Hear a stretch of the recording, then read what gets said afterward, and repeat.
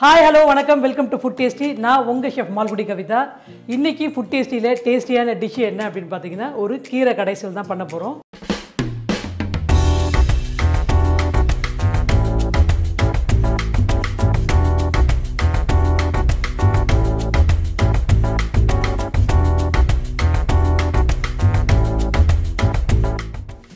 ஜெனரலாக வந்துட்டு நிறைய பேர் கேட்டிருந்தாங்க கீரையில் வெரைட்டி ஆஃப் கீரை எங்களுக்கு பண்ணி கொடுங்க, எஸ்பெஷலி இந்த பசலை கீரையை எப்படி கடையிறது அப்படின்னு சொல்லுங்கள் அப்படின்னு சொல்லி நிறைய பேர் இன்பாக்ஸ் பண்ணியிருந்தீங்க. ஸோ உங்களுக்காக பசலை கீரை கடைசல் தான் நீங்கள் பண்ண போகிறோம். இப்போ நம்ம வந்துட்டு அது கீரையை முதல்ல மசிச்சிக்கலாம்.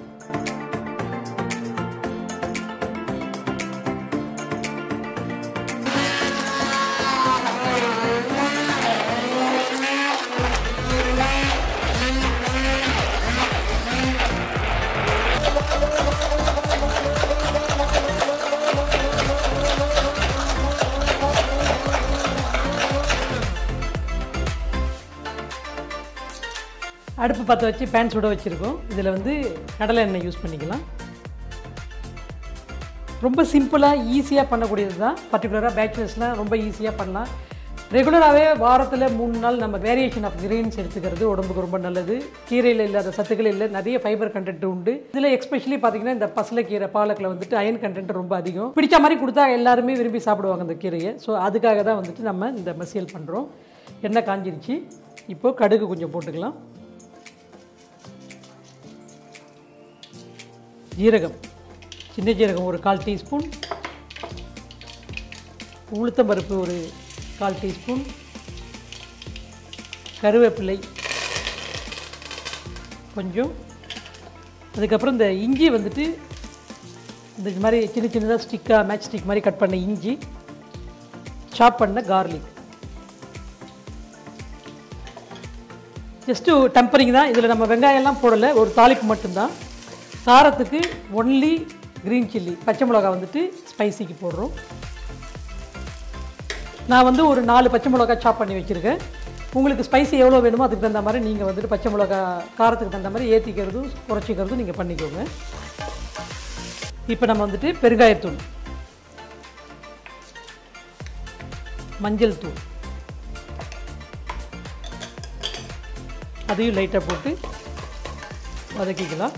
இப்போ நம்ம வந்து வேக வச்சு வச்சுருக்கிற பாசி பருப்பு நல்லா ஸ்மாஷ் பண்ணி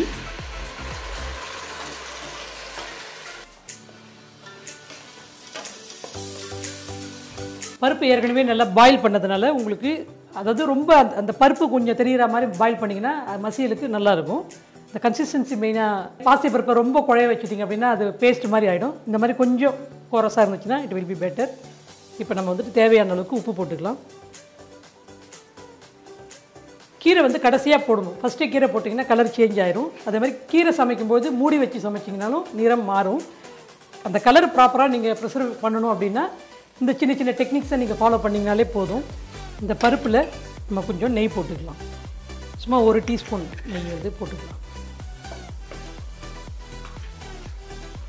பருப்பு நல்லா கொதிச்சிச்சு. இப்போ கீரை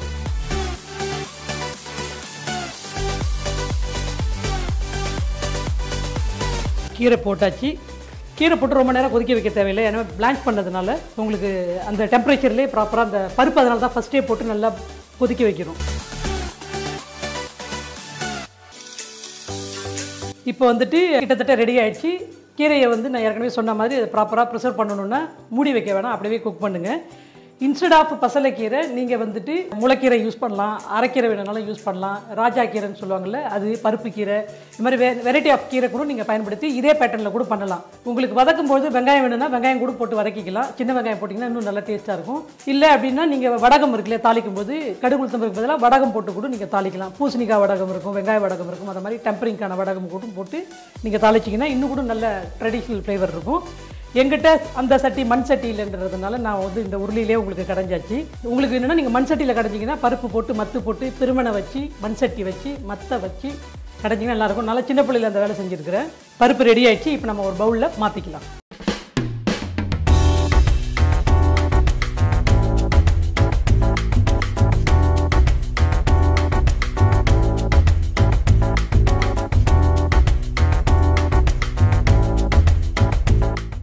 ஆசைப்பட்ட மாதிரி ஒரு கீரை கடைசல் வந்துட்டு பண்ணியாச்சு. நான் பண்ணி காட்டிட்டேன். நீங்கள் வந்துட்டு கண்டிப்பாக அதை ட்ரை பண்ணி பாருங்கள். உங்களுக்கு அது எப்படி வந்தது அப்படின்றத மறக்காமல் நீங்கள் வந்துட்டு கமெண்ட் பாக்ஸில் சொல்லுங்கள். அன்றாடம் நம்ம ஃபுட் டேஸ்டியில் டேஸ்டியான டிஷ் என்னென்ன வருது அப்படின்றத நீங்கள் தெரிஞ்சுக்கணும்னு ஆர்வமாக இருக்கீங்கன்னா மறக்காமல் நம்மளுடைய ஃபுட் டேஸ்டி சேனலை சப்ஸ்கிரைப் பண்ணிக்கோங்க. அப்போ தான் நான் போஸ்ட் பண்ணுற வீடியோஸ் உங்களுக்கு வரும். பெல் ஐக்கானையும் நீங்கள் வந்து கிளிக் பண்ணி விட்டுட்டு போங்க. இந்த நிகழ்ச்சி பற்றி எதனாவது ஃபீட்பேக் இருந்துச்சுன்னா, வேறு ஏதாவது நான் பண்ணணும் அப்படின்னு நீங்கள் ஆசைப்பட்டீங்கன்னா அதையும் நீங்கள் வந்துட்டு கமெண்ட்ஸில் மென்ஷன் பண்ணலாம். தொடர்ந்து நிகழ்ச்சியை பாருங்கள், ஃபீட்பேக் சொல்லுங்கள். மறுபடியும் இதே நிகழ்ச்சியில் வேறு ஒரு டேஸ்டியான டிஷ்ஷோடு உங்களை நான் சந்திக்கிறேன். அது வரைக்கும் வணக்கம் கூறி விடைபெறுவது ஷெஃப் மால்குடி கவிதா.